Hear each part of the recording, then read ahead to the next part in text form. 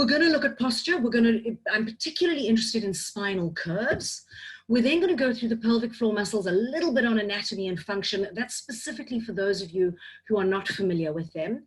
We're then going to do pelvic contract and relax, what the rest of the world calls Kegels. In South Africa, we call it kneip. And that is essentially voluntary activity. And when we squeeze, if our muscles are working correctly, it's bilateral. Both sides kick in at the same time. We're then going to move on to abdominopelvic synergy, and you're going to establish your own dominance. Are you abdominally dominant or are you pelvically dominant? And if you've been pregnant, if you've had babies, whether it's been vaginal deliveries or cesarean sections, that's going to impact on things. And the men are going to be different. We'll see.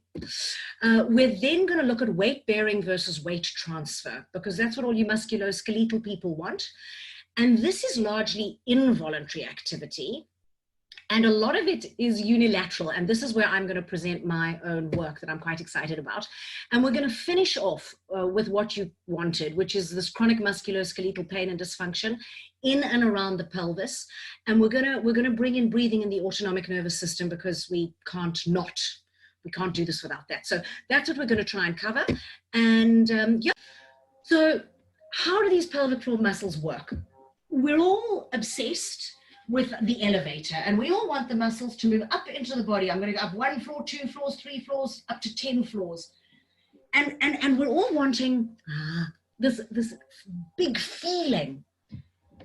Do me a favor, keep your lips closed, pluck the tongue from the roof of your mouth and open your jaw. If I'm standing here and I squeeze, I've got weight on both legs, I squeeze, both sides kick in. But if I want to stand on my left leg and move my right leg forward, I've got one thing happening in my left hemipelvis, which is about stability.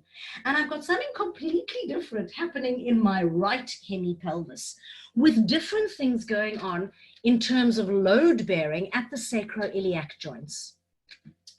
And I'm sure many of you will be familiar with nutation, where there is pressure through the vertebral body, which flanges the sacrum backwards, and that locks the bone. So it's our form closure, the shape.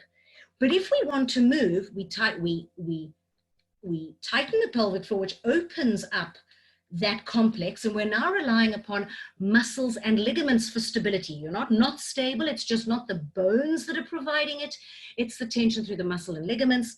And when walking, you're going to have form closure on your weight-bearing leg, your stance leg, but you're going to have force closure on your other leg. And that's my research, and we're going to look at it just now. Of course, with balance, invariably bilateral, also unilateral. And we know from research, some of which is in your references, we know that women who have balance and or continence challenges, you can either be continent or you can balance.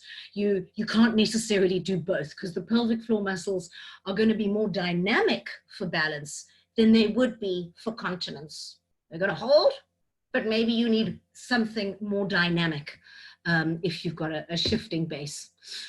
So what do the pelvic floor muscles do? There are obviously musculoskeletal or biomechanical functions, and we'll look at this with my research in a little while.